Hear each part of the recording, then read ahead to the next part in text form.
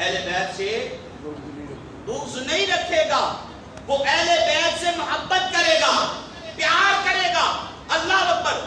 اور حضرت ابو سعید خدری رضی اللہ تعالیٰ فرماتے ہیں، جامع ترمذی کی یہ حدیث ہے، آپ فرماتے ہیں کہ ہم نے مومن اور منافق کی اگر پہچان کرنی ہوتی نا، منافق بھی تھے نا حضور کے زمانے میں، داڑھیاں بھی تھیں، پگڑیاں بھی تھیں، نمازیں بھی تھیں، روزے بھی تھے، حج بھی، زکات بھی، سارا کچھ تھا، لیکن منافق اوپر سے اور اندر سے اور۔ اللہ اکبر۔ تو حضرت ابو سعید خدری فرماتے ہیں ہم نے مومن اور منافق کی پہچان کرنی ہوتی تو ہم حضرت علی پاک کا نعرہ لگاتے۔ جب علی کا نعرہ لگاتے، مومن ہوتا تو چہرہ کھل جاتا، منافق ہوتا تو چہرہ مرجھا جاتا۔ مومن ہوتا تو چہرہ، اونچی بولو ذرا سبحان اللہ، مومن ہوتا تو چہرہ کھل جاتا، منافق ہوتا تو چہرہ مرجھا جاتا۔ ہمیں پتا چل جاتا کہ یہ ایمان والا ہے یا بے ایمان ہے۔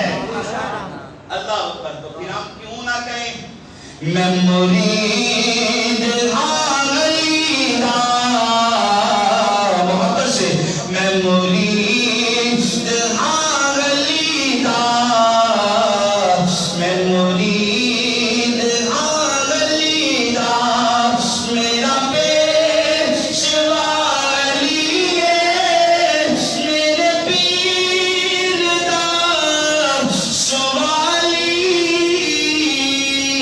دنیا دا ہر ولی، میں مرید علی دا۔ اللہ نے کس کس کو زبان دی ہے؟ سب کو زبان دی ہے نا، تو محبت سے مل کے پڑھے نا یارو، کہ زبان دی ہی اس گھرانے کی شان بیان کرنے کے لیے۔ اس زبان کا کیا فائدہ ہے کہ اس گھرانے کی شان کے لیے ہمارے منہ سے ایک لفظ ہی نہ نکل سکے۔ زبان دی ہے خدا کی قسم، اس گھرانے کے قصیدے گاؤ، رب یہاں بھی عزت عطا فرمائے گا، رب قبر و حشر میں بھی عزت عطا فرمائے گا۔ ستاری ہے خدا کی قسم، دنیا میں بھی ان کی ہے، آخرت میں بھی ان کی ہے۔ اللہ اکبر۔ تو مل کے محبت سے کہے میں مرید علی دا، میں مرید علی دا، میرا پیشوا علی ہے، میرے پیر دا سوالی،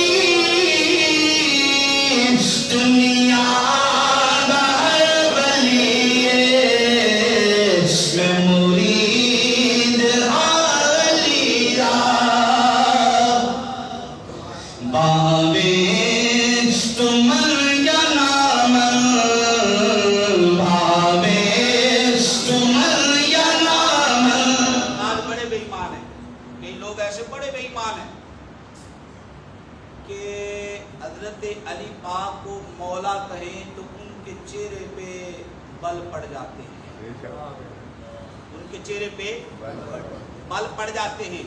اللہ اکبر۔ یارو وہ لوگ کہتے ہیں جی ہم ہی علی کے ماننے والے ہیں، ہم ہی حسن حسین کے ماننے والے ہیں۔ میں نے کہا نہیں، علی پاک کی شان سننی ہے تو ہمارے سے سن، حسن حسین کی شان سننی ہے تو ہمارے سے سن۔